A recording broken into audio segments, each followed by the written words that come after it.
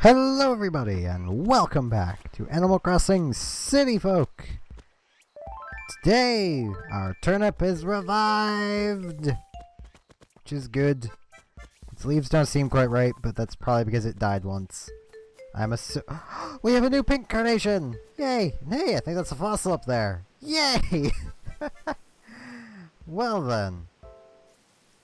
Good.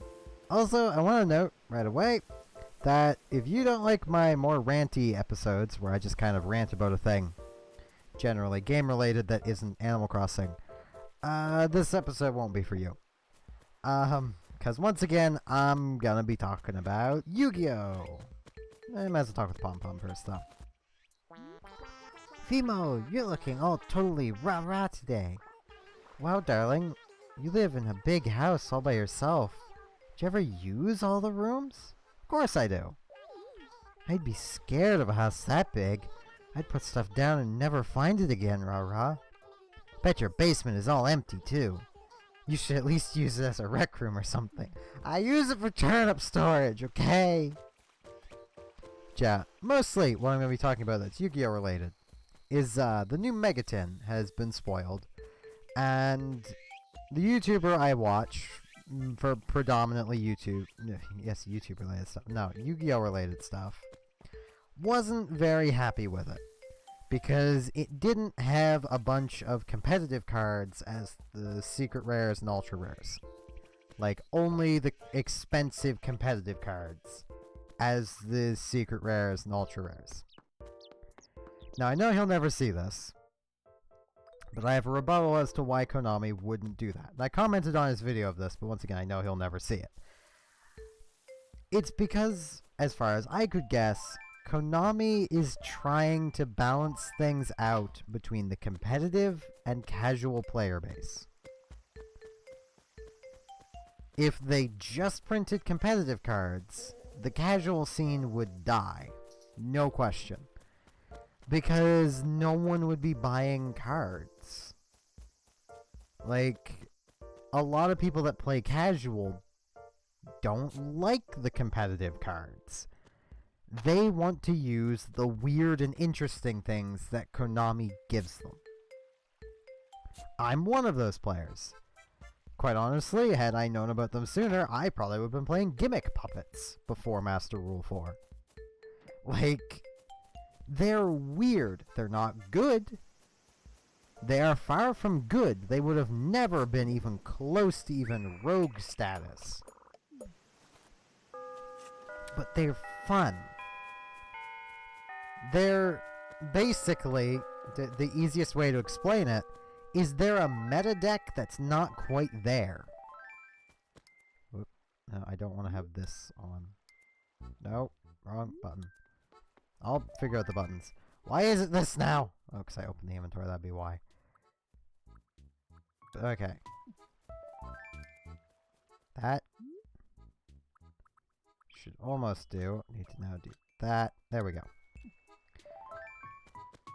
But, like, you know, it can summon some XYZs, like rank 8s, and a few rank 4s, but it's not very good at it. I mean, that's the entire basis of Gimmick Puppets, is spamming out rank 8s. It's not very good at it, though. It feels really balanced, because the majority of the rank 8s it can summon out are Gimmick Puppet rank 8s, not the generic ones.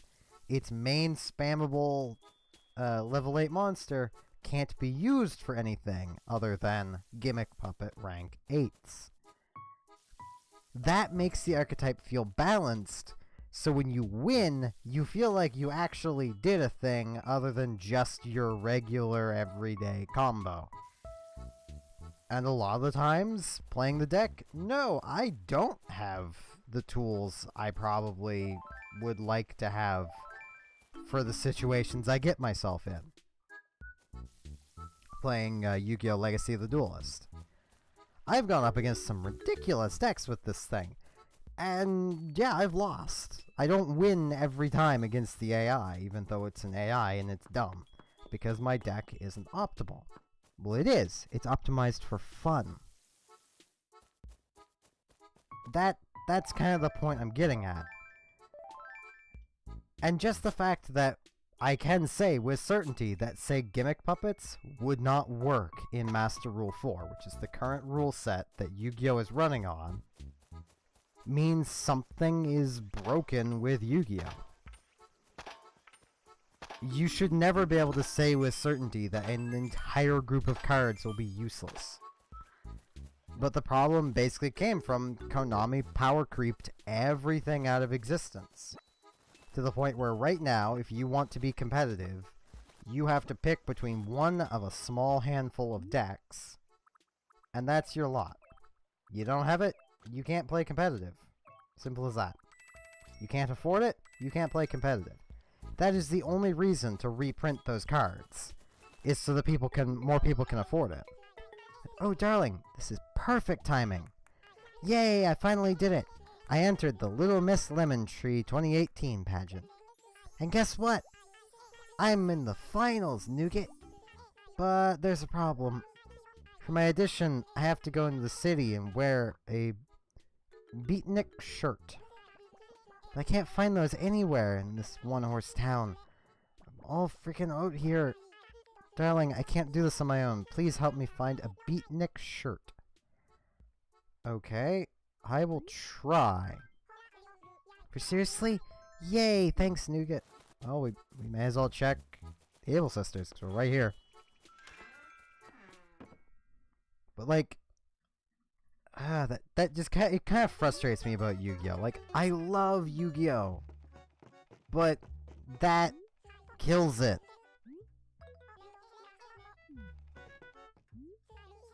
Swell shirt. I don't want a swell shirt. Rally shirt. Okay, no, those are the right shirt. Need beatnik. Let's talk to Sable while we're here. Welcome, Steven. You may not know this, but people are known to slack off the most on Tuesdays. It's true. If a seamstress is gonna make a mistake, you can bet it'll be on Tuesday. Mother used to say that like it was going out of style. I mean, I could understand why people would be more likely to mess up on Tuesday.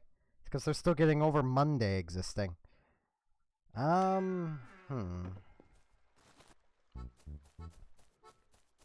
Like, back to Yu-Gi-Oh! Right now, if I was in Konami's shoes, I would stop reprinting competitive cards altogether.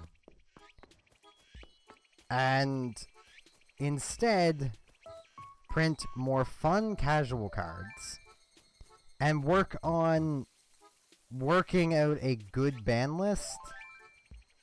Wait, we already have the Money Rock. That takes care of the issues of right now. Like, the next ban list, in my opinion, should be just full of Goki and Trickstar and Sky Striker and Altergeist and Dinos. And it should be full of the decks that are currently meta, because they're clearly more powerful than everything else. Like, that's the point of the ban list, to keep things balanced and fresh. But instead, people are calling for things like Firewall Dragon to be on it. Which, albeit, that card in casual play is pretty degenerate. In competitive play, it probably still sees some use, but not for the same reasons. You're probably not going to cripple any of these big competitive decks by taking away Firewall Dragon. You will, however, secure their place as the competitive decks by taking away the powerful rogue options. I mean, I don't know exactly everything that Firewall Dragon does. Like, in the sense of the decks it's a part of. I don't know what people use it for. I don't pay that much attention. I'll occasionally hop on to Percy and play with some for hires. Occasionally I'll grab Wetlands Beatdown and take that out for a few spins. But like, I'm not that into the competitive scene. But even I can tell what, in a way, kind of needs hit.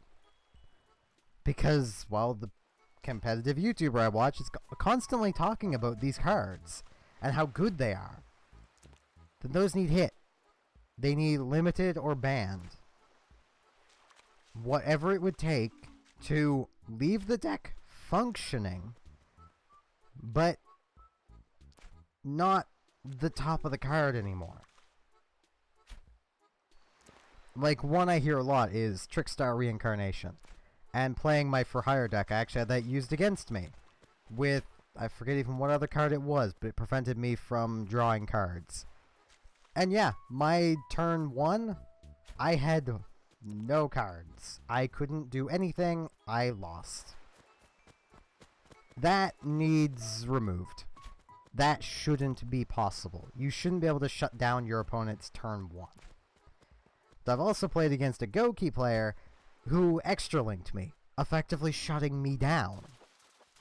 Like, that is what the current meta decks are built for doing, is shutting down their opponent and winning first turn.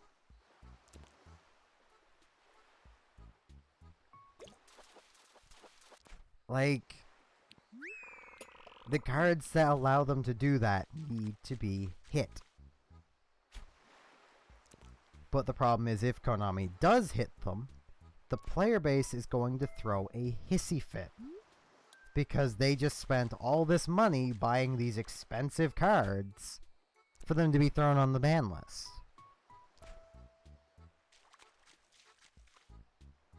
I mean, it's like most people miss that that's what the ban list is for. Is getting rid of problem cards. And neutering powerful decks. Whoops.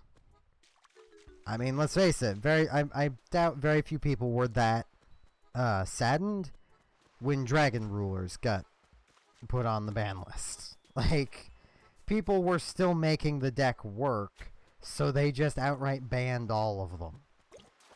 Like, we should probably talk with Groucho, because he's right here. Ho ho, Steven. Don't tell me you just got up. Loafing about in bed on a gorgeous day like this is just a waste of good sunshine, Grumble. Hey, Steven. Heard about the scandal?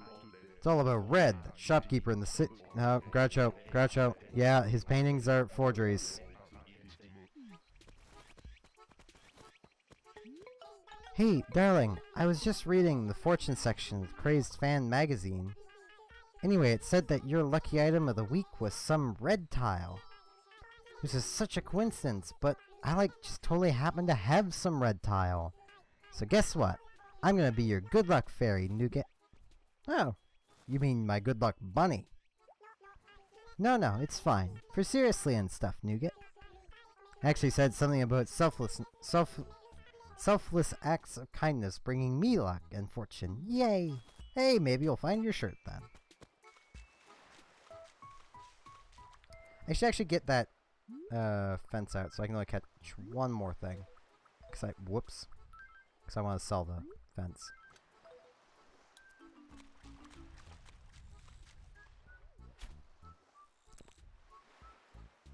But like, I know it would make most of the current Yu-Gi-Oh community very angry to have the meta decks hit at all. But, you know, it's not healthy for a game of any nature to have a definitive meta. Now that spans to everything, even my, favorite game, EVE Online. It has things in it that need to be nerfed, and yeah, I'd be sad to see them nerfed, but I know they need nerfed. They need to go. That's why they need nerfed. I mean, in the EVE sense, Kaldari's shield cruisers are too powerful. Kaldari cruisers in general, just too powerful. And that's all because of a type of weapon that was added that is ridiculously powerful for PvP. They need nerfed. Are they going to be? Probably not. Because that's just how CCP is. I have no faith that they will ever actually nerf this weapon type. Because it does still have some significant downsides to it. The problem is just most fights it's involved in end faster than those downsides can come into effect. So, you know. There's that.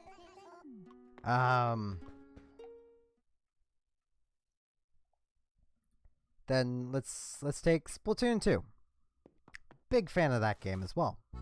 There are things in it that need nerfed. It's something that needs to be done. And yes, it would make the community very angry. But yes, Nintendo should still do it. Like, to grab an example for Splatoon 2, and I didn't use a specific example with Eve, because I know that's a more niche thing that people watching this are likely not gonna know about. But with Splatoon, let's take light and dark Tetra dualies. They can dodge roll and keep firing. And it doesn't consume a whole lot of their ink to dodge roll. So they can literally do 4 dodge rolls while firing and turf a lot of ink or kill multiple people while just dodging through the enemy team. That is really powerful. They should probably have the ink consumption of their dodge roll increased. That would probably end that in an instant. If, say, the Tetras could only do, let's say, a maximum of 4 dodge rolls before depleting their ink tank from a full ink tank, they would actually have to think about when they're going to be using their dodge roll, instead of just spamming it everywhere, because they can. They have the ink for it. The Splattershot Jr., the default Splattershot Jr., needs something. Currently, no one uses it, because it's just, in general, a bad weapon. It has nothing going for it. Same with a lot of the weapons, really. They have nothing going for them. They need buffed. Every weapon should be viable. Don't get me wrong, there's some people that still use the default Splattershot Jr. Same as in the first Splatoon, there are a bunch of people that use and are decent with the custom Splattershot Jr., even though it is a straight downgrade over the original. Like, that is still a thing. I even used that thing for a little while. But just because someone can be good with a weapon doesn't mean it doesn't still need buffed. I'm really good with the undercover umbrella in Splatoon 2. That thing is weak and bad and kind of needs buffed. It got a significant buff with one of the most recent patches, but it still needs some more work.